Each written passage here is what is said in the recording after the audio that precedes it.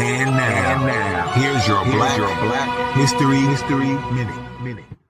You ever look at a huge industry and just think to yourself, you know what, I could do this better? Well, today we're going to dive right into the story of a guy who didn't just think it, he went out and literally built his own runway from scratch, and in the process, tried to change the entire airline game. All right, let's just start right here with the mindset that drove this entire story. This quote from Michael R. Hollis, it's not just some nice saying. This was his rule book, his entire approach. He wasn't waiting for an invitation or asking for permission to get in the game. He was just going to build his own. You know, to really get Air Atlanta, you first have to understand the man behind it all. Hollis wasn't your typical airline exec, not even close. He was a strategic thinker who looked at an industry that everyone else saw as a brick wall and somehow spotted a doorway. And what's so fascinating is where he came from. I mean, before he ever even thought about an airplane, Hollis was already breaking barriers. He was a UVA law grad and became the first African American to lead the student division of the American Bar Association. So right there, that tells you he was a proven reader with a brilliant legal mind long before he ever took to the skies. And this right here, this is the key. His legal background gave him the structure, the playbook, but his gut instinct, that was pure entrepreneur.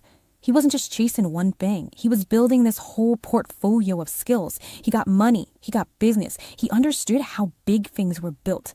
And Matt let him make these huge, calculated moves that others just couldn't see.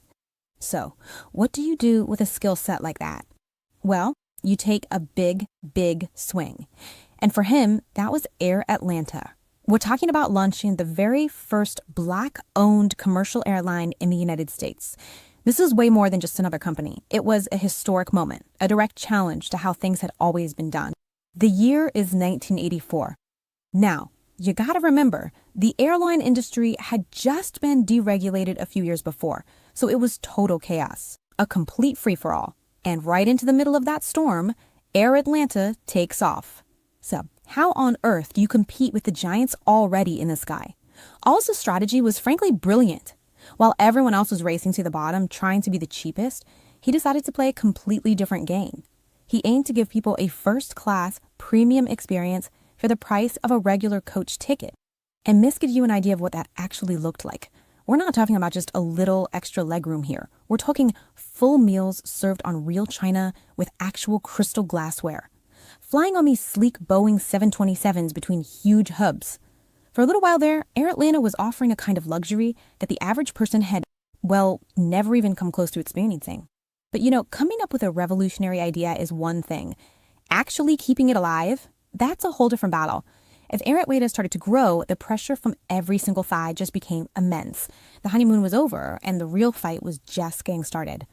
And this brings up that one critical question that every single disruptive company eventually has to face. In an industry that is this brutal, where cash is king, could just having a better service, a better idea, really be enough to survive? And here they are, the headwinds laid out plain and simple. The big airlines started these vicious price wars to basically bleed them out. The airlines, you have to understand, burn cash like crazy, and getting access to that deep well of funding was unbelievably hard for a Black-owned startup. On top of that, he was dealing with systemic bias and people who just didn't believe he could do it. All of the airlines, all the fast growth was putting a massive strain on its cash. He was fighting a war on four fronts. So with all of that stacked against him, how did he react? This quote, it says it all. All the doubt, all the barriers, from Michael Hollis, that wasn't a stop sign. That was just fuel. That was the starting gun, telling him it was time to work even harder. But even with that incredible drive, the forces pushing against Air Atlanta were just overwhelming. And that brings us to the final chapter of the airline itself. A chapter that really shouldn't be seen as a failure, but as the end of a truly heroic effort. Man, its journey was short, but it was so intense. It launches in 84, grows like wildfire through 85, but by 1987, all those headwinds just became too much to fly against. The climb up was steep, and the descent was just as fast. And so, there it is. On April 2nd, 1987, the journey of Air Atlanta officially came to an end.